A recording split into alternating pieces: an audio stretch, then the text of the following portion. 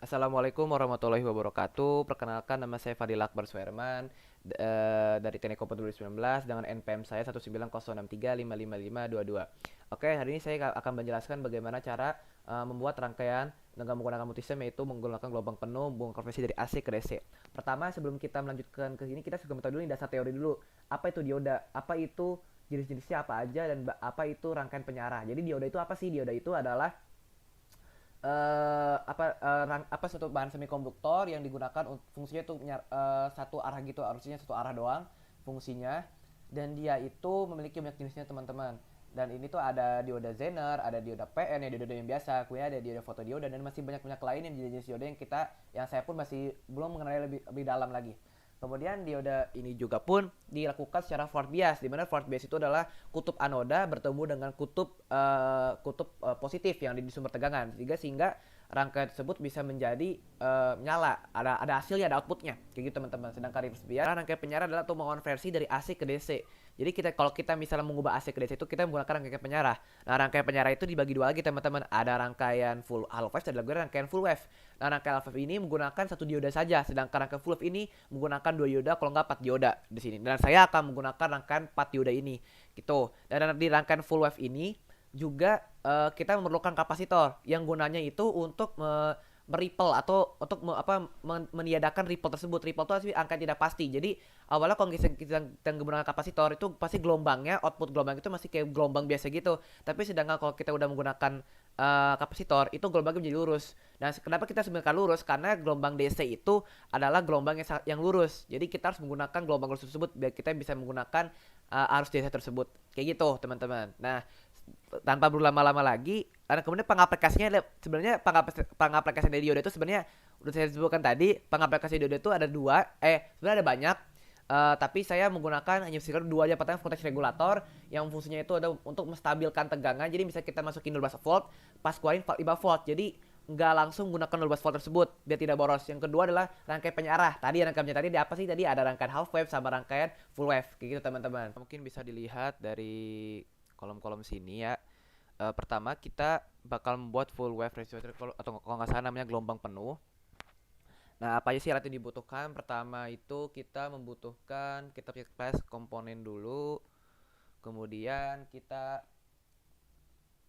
eh, mengambil AC power.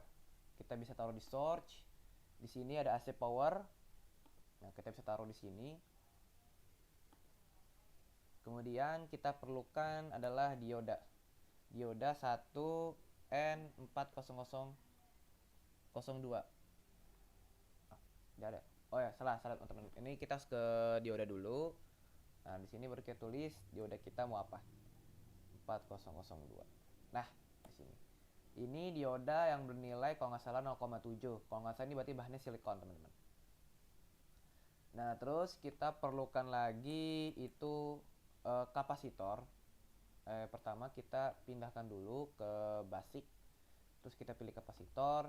Ini sebenarnya kapasitor kita pilih sembarang aja di sini, tapi nanti kita bakal ubah ininya, satuannya atau berubah nilainya, value-nya. Kita taruh sini dulu aja, teman-teman. Kemudian kita gunakan lagi ada namanya resistor. Resistor kita pindah dulu ke resistor di sini. Terus kita pencet dulu aja 1000 kali ya, teman-teman. Ini nanti kita bakal ganti karena di sini ada kita diberitahu bahwa nilai-nilai value-nya bakal ditentuin dari sananya, dari modul ya. Pertama, kemudian kita ada lagi dioda Zener. Di sini kita menggunakan diode, tulisan dioda virtual. Nah, kita pakai Zener di sini, teman-teman. Nah, kita taruh sini dulu aja. Kemudian kita menggunakan osiloskop. Nah, osiloskop ini fungsinya buat apa sih? Nah, ini fungsinya adalah untuk untuk memberikan, jadi kita tuh tahu nih kayak tahu berapa hasil inputnya, berapa hasil outputnya. Itulah fungsi osiloskop. Kita juga tahu kayak grafiknya kayak gimana juga, kayak gitu teman-teman.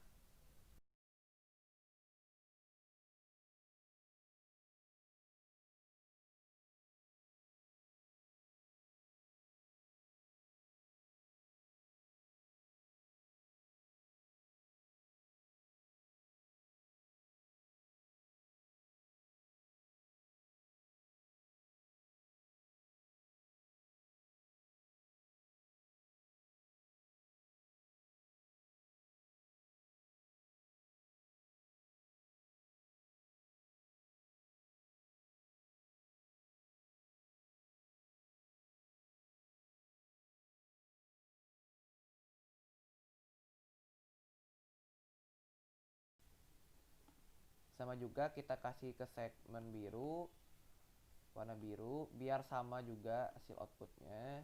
Dan ini udah selesai. Dan ini rangkaian kita sudah selesai teman-teman. Ini rangkaian full wave rectificator.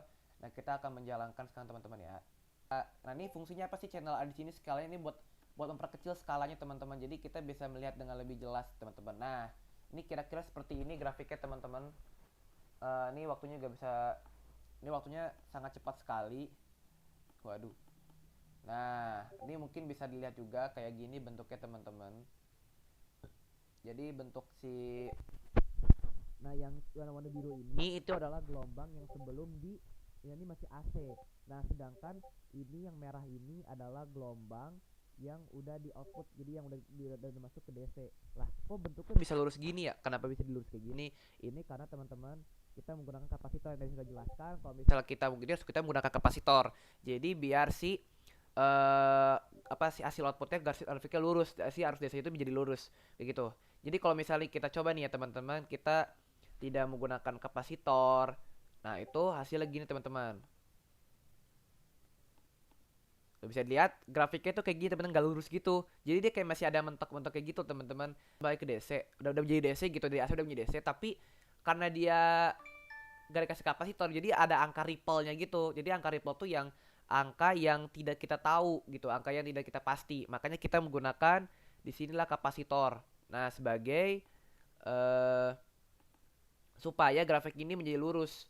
Dan ini jadi kita bisa mengetahui nih angkanya berapa. Dan kan yang di dalam modul tersebut kita disuruh untuk mencari output ini menjadi 6 volt kan. Nah, untuk mencari 6 volt ini itu sebenarnya tergantung dari diodenya ini. Kenapa tergantung dari diodenya ini? Karena hasil output keluaran diode hasil output dari keluaran diode Zener itu tergantung oh iya. Nah, maaf teman-teman. Nah, ini tergantung dari si diode Zenernya, karena di diode Zener itu ada breakdown voltage. Jadi ketika si arus sudah melewati breakdown voltage, itu nilainya menjadi sesuai dengan hasil outputnya dari si diode Zener ini.